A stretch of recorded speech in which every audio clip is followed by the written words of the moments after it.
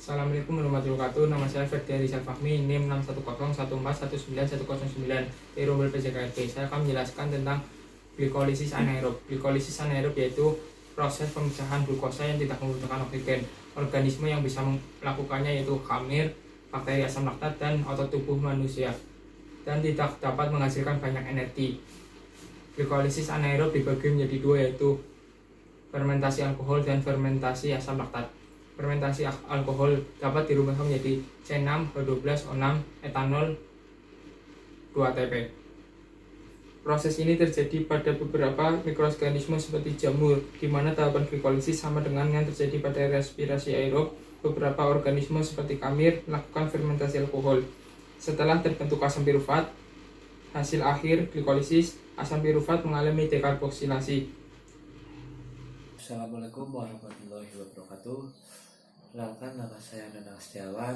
Saya dari Rombel PJKRB, NIM 61014191111. Ya, pada video ini saya akan mempresentasikan tentang proses pembentukan energi melalui glikolisis anaerobik. Energi yang dihasilkan dari glikolisis anaerobik hanya ada 2 molekul ATP per molekul glukosa, jauh lebih sedikit jika dibandingkan dengan kondisi aerobik. Jalur metabolisme yang penting dalam tubuh adalah glikolisis, yaitu jalur katabolik glukosa yang menghasilkan energi.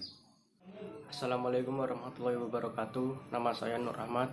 Saya dari Rombel PJKRB 2019, NIM 61014191110. Di sini saya akan menjelaskan tentang kreatin fosfat. Kreatin fosfat yaitu energi intraseluler yang memfasilitasi transposasi fosfat berenergi tinggi dari mitokondria sel otot molfibril. Ini adalah bagian dari metabolisme fosfokreatin. Dalam mitokondria, kadar ATP sangat tinggi sebagai akibat glikosis, siklus TCA, proses fosforilisasi oksidatif, sedangkan kadar kreatin fosfat rendah.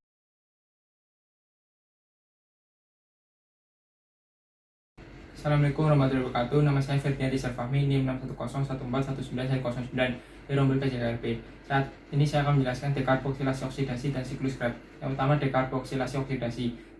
Senyawa hasil dari glikolisis akan masuk ke tahapan yang bernama dekarboksilasi oksidasi. Akan membentuk CO2 dari reaksi oksidasi reduksi, dan O2 akan mengikat elektron. Tahapan ini terjadi di mitokondria. Pada tahapan ini, asam pirufat 3 atom C akan diubah menjadi asetil-CoA 2 atom C pada mitokondria. Tahapan yang pertama yaitu asam pirufat akan melepaskan elektron dioksidasi dan membentuk CO2. Pirufat akan dipecah menjadi 2 menjadi CO2 dan molekul berkarbon. Tahapan kedua yaitu NAD+ akan menerima elektron direduksi dan akan menjadi NADH+, H+. Tahapan ketiga, molekul berkarbon 2 dioksidasi dan mengikat CoA dan akan menjadi asetil-CoA. Hasil akhir tahapan ini yaitu asetil-CoA, CO2 dan 2 NADH. Yang kedua yaitu siklus Krebs. Siklus Krebs merupakan serangkaian reaksi kimia yang terjadi pada sel tubuh yang membentuk energi dari asetil-CoA, perubahan dari asam pirufat hasil glikolisis. Tahapan siklus Krebs yaitu yang pertama, asetil-CoA akan berikatan dengan oksalosetat membentuk sitrat. Reaksi ini dikatalis enzim sitrat sinatase. Yang kedua, sitrat akan diubah menjadi isositrat oleh enzim akonitase. Yang ketiga, isositrat akan diubah menjadi alfa-ketoglutarat oleh enzim isositrat dehidronase. Dalam reaksi ini dilepaskan molekul CO2 dan menghasilkan NADH. Yang keempat, alfa-ketoglutarat akan diubah menjadi suksinil-CoA oleh enzim alfa-ketoglutarat dehidronase. Dalam reaksi ini akan dilepaskan CO2 dan membentuk NADH. Suksinil-CoA akan diubah menjadi suksinat oleh enzim suksinil-CoA sinatase. Pada reaksi ini akan dihasilkan GTP yang akan diubah menjadi ATP. Keenam, suksinat akan diubah menjadi fumarat oleh enzim suksinat dehidronase. Pada reaksi ini akan dihasilkan FADH2. Yang ketujuh, fumarat akan diubah menjadi malat oleh enzim fumarase. Yang kedelapan, malat akan diubah menjadi oksalosetat oleh enzim malat dehidrogenase. Pada tahap ini juga dihasilkan NADH. Dan hasil dari siklus Krebs dari satu molekul asetil CoA yaitu 1 ATP, 3 NADH, 1 FADH2 dan 2 CO2. Dan dari glukosa akan memecah menjadi 2 asetil CoA. Jadi menghasilkan 2 ATP, 6 FADH, 2 FADH+, dan 4 CO2.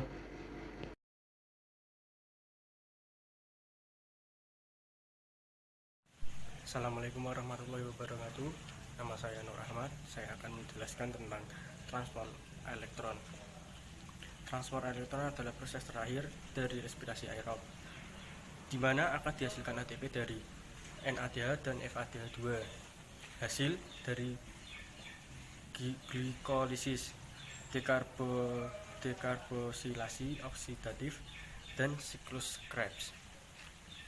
Satu molekul glukosa ketika menjalani glikosis CS akan menghasilkan antara lain dari glikosis menghasilkan 2 NADH, dari dekarbosilasi oksidatif menghasilkan 2 NADH, dari siklus Krebs menghasilkan 6 NADH dan 2 FADH2. Transport elektron terjadi di membran dalam mitokondria. Di membran ini terdapat bagian-bagian penting yang berperan sebagai penerima elektron, yaitu kompleks protein 1, kompleks protein 2, kompleks protein 3, kompleks protein 4, dan ubiquinon sitrokrom-C. Elektron yang berasal dari NADH dan FADH2 akan mengalir dari suatu penerima menuju penerima lain dari tingkat energi yang lebih tinggi ke tingkat energi yang lebih rendah. Sedangkan yang berperan sebagai penerima elektron terakhir adalah O2, hingga nantinya akan terbentuk H2O. Terima kasih.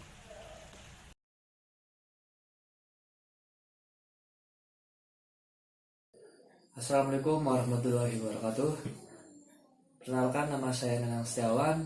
Saya dari Rombel PJKRB NIM 61014191111. Ya, pada video ini saya akan menjelaskan tentang proses pembentukan energi dari lemak dan protein.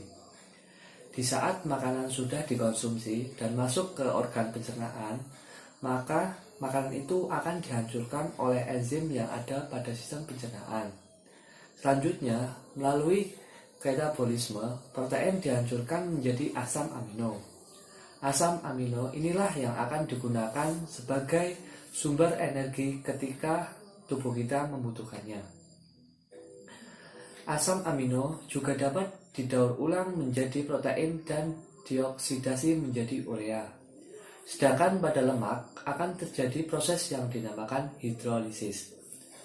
Proses ini akan menghasilkan asam lemak dan gliserol yang nantinya akan melalui proses reaksi glikolisis dan reaksi kimiawi lainnya, hingga terbentuklah energi.